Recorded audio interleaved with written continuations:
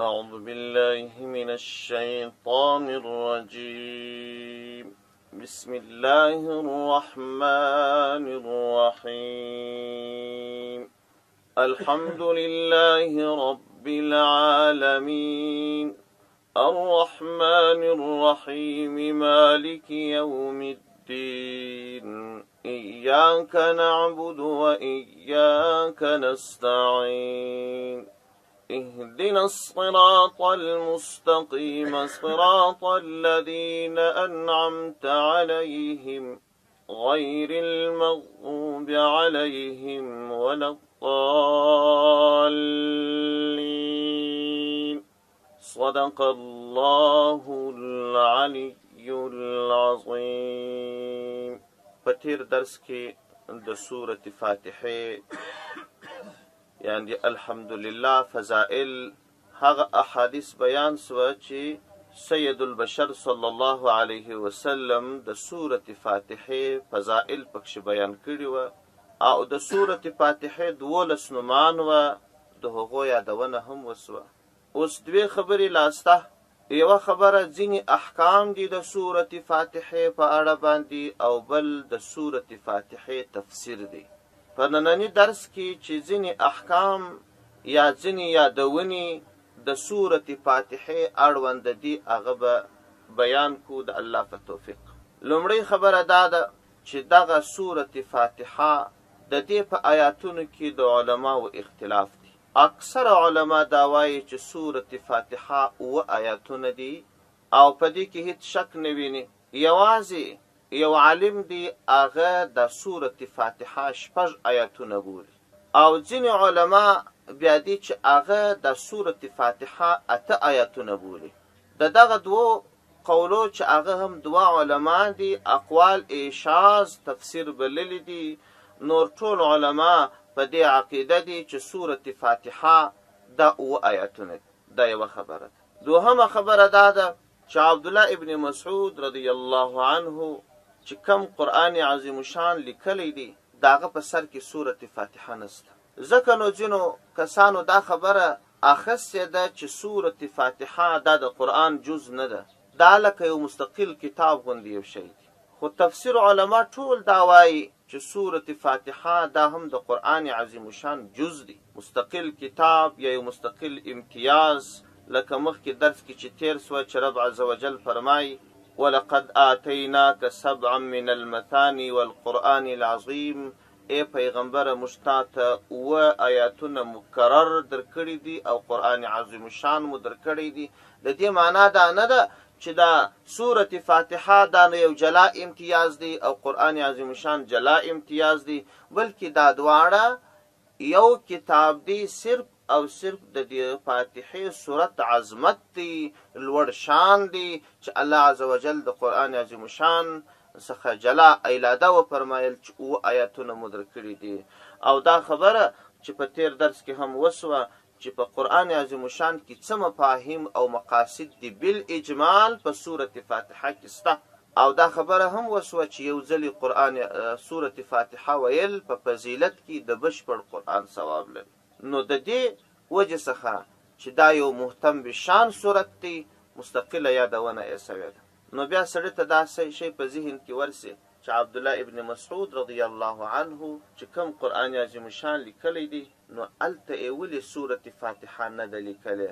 د عبدالله ابن مسعود رضی الله عنه ترتیب سوی قرآن که راواخیستل سي په سر کې سورة فاتحه نسته. دغه خبره تفسیر قرطبي را نقل کړې او وایي د عبدالله ابن مسعود رضی الله عنه څخه پوښتنه وسوه چې تا د قرآن عظیم شان په سر کې ولې سورة فاتحه نه ده لیکلی. وایي ده په جواب کې دا ورته وویل چې زه په دې عقیده نه یم چې سورة فاتحه د قرآن جز نه دی، بلکې دا یې تر ټولو هغه اهمترین جز دی. ځکه مې په سورة فاتحه نه ده لیکلی چې دا مې ټولو انسانانو ته دا پیغام ورکړي چې د چا سورة فاتحه نه یې زده یاد یې نه یې نو هغه لمونځ کله کولی سي. پیغمبر علیه السلام فرمایي لا صلاة الا بفاتحة الكتاب. هیڅ لمونځ نه دی چې سورة فاتحه پکښې ونه لوستل سي. دا پیغام خلکو ته ورکړی دی. سورة فاتحه باید د ټولو خلکو پر زړونو ویشتی او نور قرآن کې یاد نه او یا یې جز یاد سي یا هر جز چې یاد کړي سورة فاتحه به خامخا یادي. په دې وجه باندې ما دا خبره کړې، دا عمل مې کړی دی چې سورة فاتحه مې نه ده لیکلې. دا دوهمه خبره شوه. درېیمه خبره دا ده چې اکثر علما دا فرمایي چې سورة فاتحه دا مکی سورت دی، لکه په اول درسو کې چې مو وویل چې 5 نمبر دا سورت نازل شوی دی، دا مشهور قول دی. خو ځینو علماو دا ویلي دي چې نه، سورة فاتحه مدني سورت دی. ځینو علماو ویلي دي چې سورة فاتحه 2 ځلې نازل شوی دی، یو ځل په مکه مکرمه کې نازل شوی دی، یو ځل په مدینه منوره کې نازل شوی دی. ځینو علما بیا دا وایي چې سورة فاتحه نیم آیتونه په مکه مکرمه کې او نیم په مدینه منوره کې نازل شوی. دا قولونه یې ځکه وایم چې ممکن تاسو وخت پر یو تفسیر پیښ شي، هغه کې لیکلي چې سورة فاتحه مدني دي، ته به حیران پاتې سه چې دا نو غلط شوی دی، بلکې به لیکلي چې سورة فاتحه نیم مکی دي نیم مدني دي. ځکه دا ځینې اقوال چې اکثره تفاسیرو راخیستي هغه وایم، خو صحیح قول هغه قول دی، اصح قول هغه دی چې دا مکی سورت دی. دلیل دا دی سورة حجر دا په اتفاق د ټولو مفسرینو مکی سورت دی، یعنی دا چې تر هجرت مخکې نازل شوی دی. په سورة حجر کې الله عز وجل دا خبره فرمایلې ده ولقد آتیناک 7 من المثانی والقرآن العظیم. ای پیغمبره موږ تاته سورة فاتحه در کړې ده او قرآن عظیم شان مو در کړی دی. په مکه مکرمه کې له الله جل جلاله پیغمبر علیه السلام ته دا اعلان کړی دی، نو چې خبر یې په مکه مکرمه کې ورکول شوی دی چې دا موږ نازل کړی دی او اوس په مدینه کې نازل شي. خو په هر صورت دا خبره صحیح ده چې سورة فاتحه مکی صورت دی او تر هجرت مخکې نازل شوی دی. دا درېیمه خبره شوه. څلورمه خبره د سورة فاتحې د احکامو په اړه باندې هغه یوه ډېره عمده او مهمه خبره ده چې د ټول امت پکښې اختلاف دی. مذهبونه پر دغه مسله باندې د سورة فاتحې ښه ډېر دلایل لري. هغه سورة فاتحه په لمانځه کې هغه مهال ویل کله چې ته په امام پسې ولاړې وې چې دې ته قرأت خلف الامام وایي. دغه مسله لږ په غور سره اورېدل پکار دي. سورة فاتحه د منفرد دپاره ده، سورة فاتحه د امام دپاره ده، سورة فاتحه د مقتدي دپاره ده. امام چې کله لمونځ ورکوي په فرضي لمانځه کې په اولو 2 رکعتو کې به سورة فاتحه یا الحمدلله خامخا وایي. منفرد سړی یعنی چې یوازې لمونځ کوي هغه به هم په لمانځه کې سورة فاتحه خامخا وایي. د منفرد دپاره هم د امام دپاره هم الحمدلله ویل یا سورة فاتحه ویل دا واجب دی عندنا، یعنی عند الاحناف. امام شافعی رحمه الله د ټولو دپاره سورة فاتحه فرض بولي. امام شافعی رحمه الله فرمایي وای که امام یې، که مقتده یې، که جهري لمونځ کوې، که سري لمونځ کوې، که دې الحمدلله ونه ویل لمونځ نه دی صحیح، فرض یې بولي. او موږ یې واجب بولو. د فرض او د واجب دومره فرق دی. واجب چې خطأ نسیانن که چیرې پاته سي وروسته سجده د سهوي وسي جبیره یې کیږي، او فرض که قصدن وي، که سهون وي، که خطأ وي چې کله پاته سي بیا یې جبیره نه کیږي، لمونځ حتما راګرځول غواړي.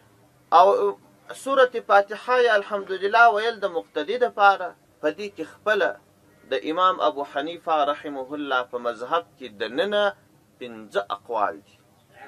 ما درته وویل چې دا یو ډېره اختلافي مسله ده. او د امام شافعي رحمه الله مذهب جلا دی، د امام مالک او د امام احمد بن حنبل رحمه الله مذهب جلا دی. زموږ مذهب یعنی د احنافو مذهب د دې له نظره په امام پسې الحمدلله ویل چې کله امام لمونځ کوي ته مقتدی نو ته چې سورة فاتحه وایه یا الحمدلله وایه یا نه وایه، په دې کې 5 قوله دي. اولین قول دا دی چې په امام پسې الحمدلله ویل مکروه تحریمي ده. فتح القدیر لیکلي ته به نه وایې، چپ په خوله به ولاړې. د امام قرأت ستا لپاره هم قرأت دی. دوهم قول چې عامو متونو لیکلی دي، هدایګانو یې په شرحه کې خبره ورباندې کړې ده، په امام پسې سورة فاتحه ویل دا مکروه تنزیهي ده، نه به یې وایې چې په خوله به درېږي. درېیم قول دا دی چې په امام پسې سورة فاتحه ویل دا مباح عمل دی، که وایې که نه وایې. څلورم قول دا دی چې په امام پسې سورة فاتحه ویل دا مستحب یا مستحسن عمل. پنځم قول دا دی چې په امام پسې سورة فاتحه ویل واجب دي. په دې پنځو قولونو کښې مفتابه قول دا دی چې په امام پسې الحمدلله ویل مکروه دي، نه به یې وایه. دا راجح او مفتابه قول دی. هر کله که امام المنځ کوي ته مقتدی، که امام جهري المنځ کوي که سري المنځ کوي، تا ته الحمدلله ویل منع دي. او په جهري المنځو کې دا خبره نه ده، دا په سري المنځو کې ده. په جهري المنځو کې درې واړه مذاهب، یعنی امام ابو حنیفه رحمه الله، امام مالک رحمه الله، امام احمد بن حنبل رحمه الله، درې واړه دا وایي چې په جهري المنځو کې به نه وایي، چپ پاته.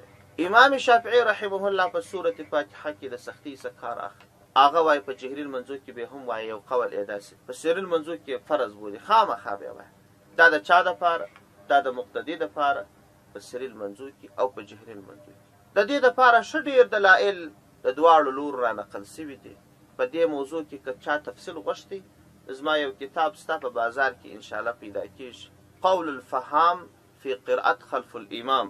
دغه کتاب چې پیدا کړي، که چا ژور تحقیق نور غوښتی، مستقل کتاب دی یوازې په همدې موضوع کې چې په امام پسې الحمدلله وویل سي او که یا. ځکه په احنافو کې دننه هم علما یو د بل اختلاف سره کوي. علمای دیوبند اکثره دې ته مایل دي چې په سري المنځو کې سورة فاتحه ویل ښه دي، د استحباب خواته یې ځي.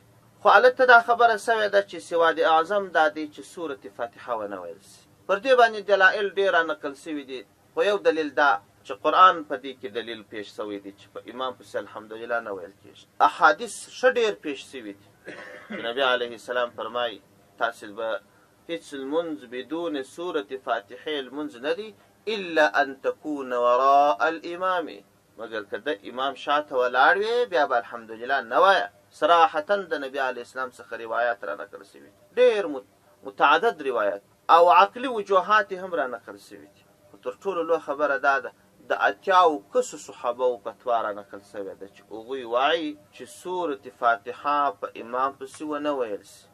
نو د یوه صحابي مرتبه خو د اوس دنیا د تر ټولو علماو لوړه ده، نو چې د 80 صحابو فتوا یې په دې کې نو بیا څوک څه شبهه وایي.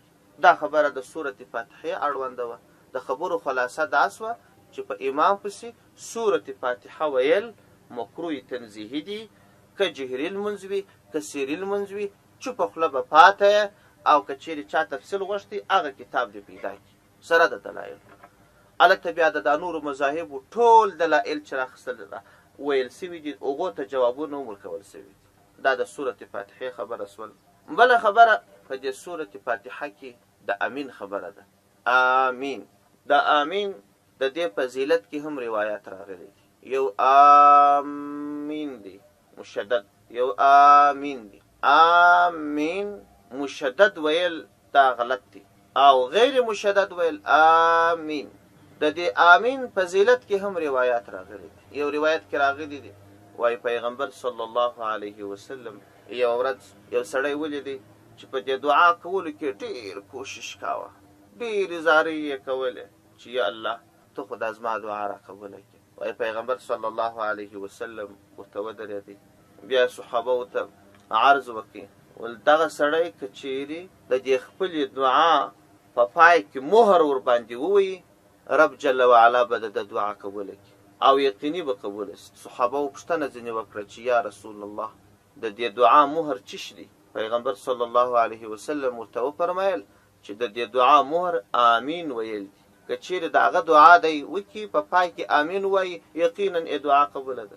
او بل روایت کې راځي وهب بن منبه را نقل کړی دی، وایي د آمین دا 4 حرف دی. د دې هر حرف په بدل کې الله جل جلاله یوه ملائکه پیدا کړې ده، او دا 4 واړه ملائکې چې د دې 4 حروفو معادلې پیدا سوي دي، د هغو کار دا دی چې هر چا دعا وکړه آمین ای ورباندې ووایه، دی هغه ته دعا کوي چې الله د دې دعا قبوله کړي. د ملائکې دعا خو الله جل جلاله نه ردوي. او بل روایت کې راغلی دی چې هغه ابو هریره رضی الله عنه را روایت کړی دی. پیغمبر صلی الله علیه وسلم فرمایي اذا امن الامام فآمنوا فإنه من وافق تأمينه تأمين الملائكة غفر له ما تقدم من ذنبه. پیغمبر علیه السلام فرمایي وای کله چې په لمانځه کې امام امین ووایي تاسې هم امین ووایاست، ځکه که چیرې د چا امین د ملائکو د امین سره برابر سو، الله جل جلاله به د تمام ګناهونه معاف، هر څه ګناهونه چې مخکې کړي دي هغه به ټول الله جل جلاله دته ور معاف. خو په دې څلورو شرطو باندې، اول دا چې امام امین ووایي، دوهم دا چې مقتدی امین ووایي، دریم دا چې ملائکه امین ووایي، څلورم دا چې د امین د ملائکو د امین سره برابر سي. په دې کې تنبیه دې ته ده چې یو امام که متقی امام وي سړی لمونځ ورپسې کوي نو هغه په خاص فکر باندې سورة فاتحه وایي، او یو مقتدی که متقی انسان وي نو هغه په خاص فکر باندې سورة فاتحه اوري، او یو څوک چې متقی انسان وي هغه په خاص فکر باندې دې ته متوجه وي چې ملائکې په لمانځه کې زموږ سره ګډونوالی سته، او کله چې امام امین وایي ملائکې ور سره امین وایي. دا خو یو دعا ده د سورة فاتحه د پای آیاتونه دعا ده چې کله امام امین ووایي ملائکې هم امین وایي، چې امام امین خلاص کی ولضالین دغه نون باندې چې کوم وقف کیږي چې اواز ور باندې بند سو بیا امین ویل، متصل امین نه ویل، ځکه د امین د اصلا د قرآن جز نه دی. نو ځکه علما فرمایي وای چون امین دا د قرآن جز نه دی، نو ته به فصل د امین او د ولضالین د نون کوې چې دا معلومه سي چې کومه برخه د قرآن سوه او کومه برخه غیر د قرآن څخه سوه. کله چې ولضالین خلاصو نو برخه د قرآن خلاصه سوه، امین غیر د قرآن څخه دی، قرآن نه دی، نو دا سکته به کوې. امام چې امین خلاص کی متصل ملائکه امین وایي نو تاسو به هم امین وایي. دا ډیر د ګټې ځای دی. دا د امین په فضائلو کې دا خبره را نقل کړې ده. یو روایت کې راغلی دی چې امین دا یوه درجه په جنت کې ده. دا اصلا د فضیلت د دې امین شي، او د امین په معنا کې هم ښه ډېر اقوال راغلی دي. یو قول راغلی دی عبدالله ابن عباس رضی الله عنه فرمایي وایي ما د نبي علیه السلام څخه پوښتنه وکړه چې د امین څه معنا ده. وایي پیغمبر علیه السلام راته وویل چې د دې امین معنا دا ده رب فعل، یا الله زما دغه کار را ترسره. او مقاتل دا یو مشهور تابعی دی، هغه وایي هو قوة للدعاء و استنزاد للبرکت. څوک امین وایي دا د هغه دعا قوت دی او د برکت طلب د نزول دی، طلب د نزول کول د برکت. او چا ویلی دی بیا بعض علماو وایي د دې امین معنا دا د اللهم استجب لنا، یا الله زموږ دا دعا قبولوي.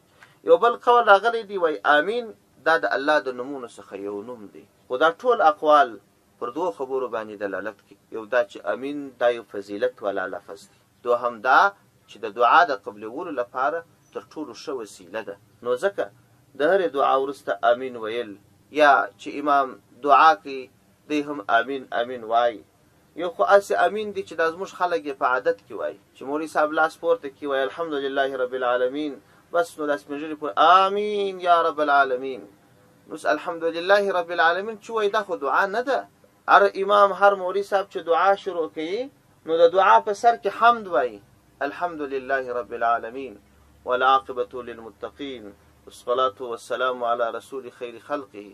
دا والعاقبة للمتقین پورې حمد خلاص، الصلاة والسلام على رسول خیر خلقه محمد و آله و اصحابه اجمعین. دا صلات سو.